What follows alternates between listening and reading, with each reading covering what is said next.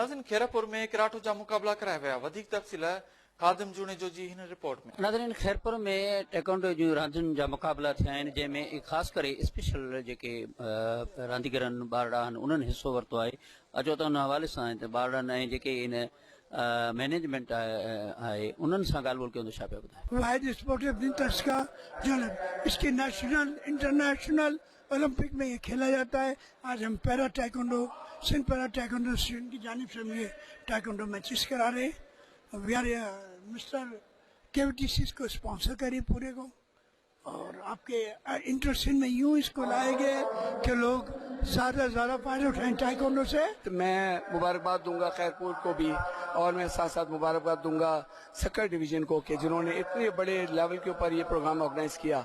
Definitely इस तरह के programmes को मल्टी टाइमिंग्स होनी चाहिए, बार बार होना चाहिए।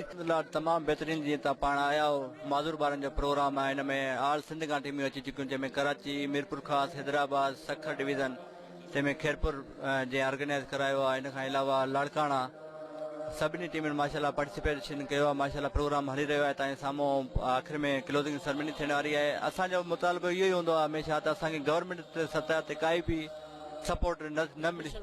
ये फिजिकल एक्टिविटीज़ होनी चाहिए, हमारे मुल्क में इस तरह की एक्टिविटीज़ होती रहनी चाहिए। और माशाल्लाह कराची से भी आए, यहाँ पे सक्खर से भी आए, खैरपुर में हो रहा है ये इवेंट। ताइक्वांडो गेम एक बहुत अच्छी चीज़ है जो कि हमें अट्रैक्ट करती है इस गेम की तरफ। ये जो स्पेशल बच्चे हैं इनकी फाइट्स हमने करवाएंगे ताकि ये बाहर निकले, थोड़ा उनमें कॉन्फिडेंस आए और इससे हम अपना सेल्फ डिफेंस भी कर सकते हैं। मेरा नाम सोनल है। मैं कराटे में सनी सिखाए, अच्छे से सिखाए। वो मैं बेटे ये रहा 2 बेटे के जीता हूँ। मैं आगे मुकाबले में जीत लिया है जी 2। तो कैसे फील हो रहा है? अच्छे जा रहा है। मैं आगे बढ़ूंगी। मैं उसके बाद तो और आगे बढ़ूंगी, सबसे बातें करूंगी, मैं आगे बढ़ूंगी। मैं संदन चवण हो त हिननि रांदियुनि सां जेको आहे सो हिकिड़ो मैसेज अचे थो त असां जेके स्पेशल आहियूं उहे रांदियूं खेॾी सघूं था, हिसा वठी सघूं था। अहिड़ियुनि रांदियुनि सां असांखे ऐं ॿियनि जेके ॿार आहिनि उनखे वॾी जेके आहे हथी मिले थी। अहिड़ा जेके आहिनि प्रोग्राम थियणु घुरिजनि। कैमरामैन आफ्ताब सां गॾु खादिम जुड़ी जो।